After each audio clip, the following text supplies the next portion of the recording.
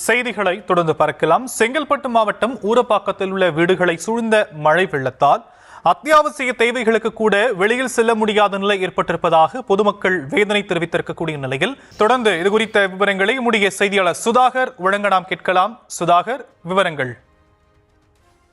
வணக்கம். குறிப்பாக இந்த ஊரப்பாக்கம் அருகே வீடுகளில் சூழ்ந்த வெள்ள நீரால் வெளியே வர முடியாமல் சுமார் 200க்கும் மேற்பட்ட வீடுகளில் மக்கள் பரிதவிக்கக்கூடிய காட்சிகளை தான் தற்போது நாம் பார்த்துக் கொண்டிருக்கிறோம். குறிப்பாக டிட்வா புயல் தீவிரமடைந்த நிலையில் தற்போது புயலின் தாக்கம் குறைந்த நிலையில் தற்போது காற்றழுத்த தாழ்வு பகுதியாக மையம் கொண்டுள்ளதாக கூறப்படுகிறது. இதன் காரணமாக செங்கல்பட்டு மாவட்டத்தில் கடந்த 2 நாட்களாக கனமழையானது பெய்து வரும் நிலையில் நேற்று நள்ளிரவு முதல் விடிய கனமழையானது கொட்டி தீர்த்திருக்கக்கூடிய நிலையில் தற்போது இந்த ஊரப்பாக்கம் அருகே சுமார் 200க்கும் மேற்பட்ட வீடுகளில் மக்கள் அத்தியாவசிய தேவைக்கு கூட வெளியே வர முடியாமல் கடும் சிரமத்துக்கு உள்ளாகி இருக்கிறனர்.